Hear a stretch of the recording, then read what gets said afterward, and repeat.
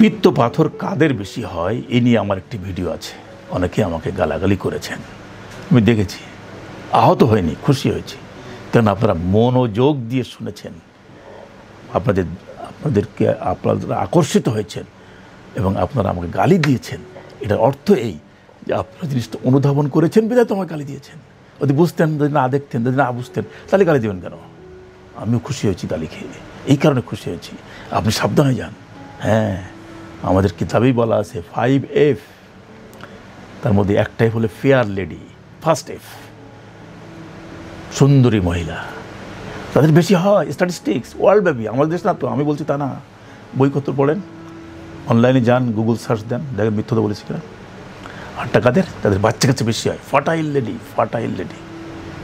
আরটা হলো আফটার 40, আর হলো ফ্যাটি, মোটা মানুষ, 40 বছর বয়স হয়েছে, অনেক বাচ্চা কাচ্চা, সুন্দরী দেখতে। তাদের তো হবেই, এদের পাথরে হবেই, হচ্ছে। এবং এই পরিসংখ্যান বিশ্বব্যাপী, বিশ্ব জুড়ে। আমার গালি দিয়ে লাভ নাই। সুন্দরী যারা, তাদের গল্পটা মাঝে মাঝে চেক করেন, আলোচনা করেন, সহজ পরীক্ষা দেখেন। পিত্তথলির মধ্যে পাথর, মানুষরা বলে যে বিলের স্লাস, ওটাও কিন্তু পাথরের পূর্বপুরুষ, ওখান থেকে পাথর হবে। স্লাস মানে কি? বালুকণা জমতেছে, ওরা যখন অ্যাগ্রিগেট হবে, ওরা যখন দলা পাকাবে, তখন হয় পাথরের স্টোন। আর ওরা যখন লিকুইডের মধ্যে ভাসতে থাকবে, ছোটো ছোটো ছোটো দানা দানা মতো, বালুকণার মতো, তখন হবে বিলের স্লাস। ওটাও পাথর।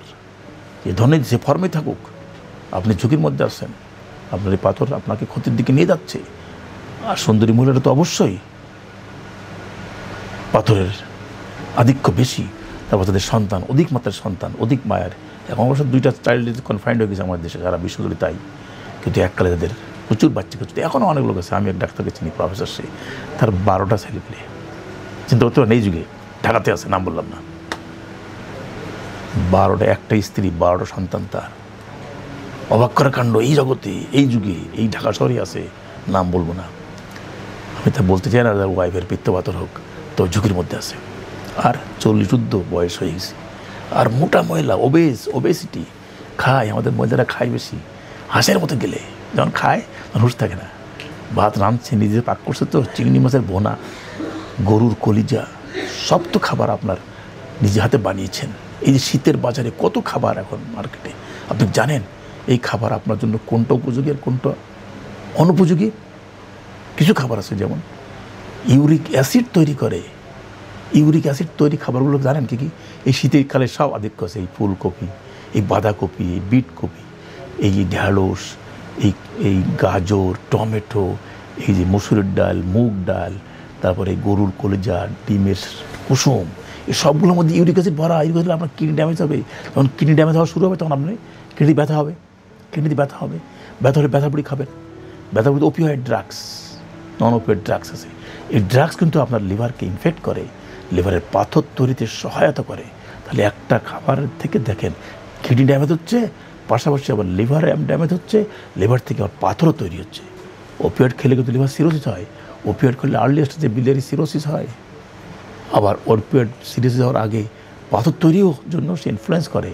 কারণ বাইল সল্ট, বাইল অ্যাসিডের মধ্যে প্রপোর্শন সেটা কমিয়ে দেয়, দিলে তখন বাইল সল্টগুলো ডিপোজিশন হবে, পাথর তৈরি শুরু হয়ে যাবে। তো এই শীতের যে খাবারগুলো বললাম, এখন যাদের পেটে হালকা ব্যথা হয়, অনুরোধ করবো আপনার ইউরিক অ্যাসিড লেভেলটা চেক করেন। প্রতিদিন চেক করবেন না, মাসে একবার করেন।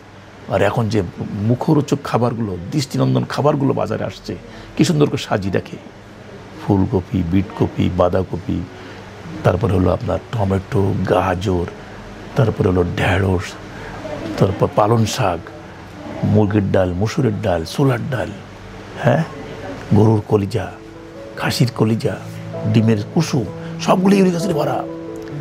অর্থাৎ আপনি ইউরিক অ্যাসিড চেক করেন, আবার পিত্তথলিতে পাথর হয়েছে কিনা আলোচনা করেন, এবং আপনি নিরাপদ থাকেন।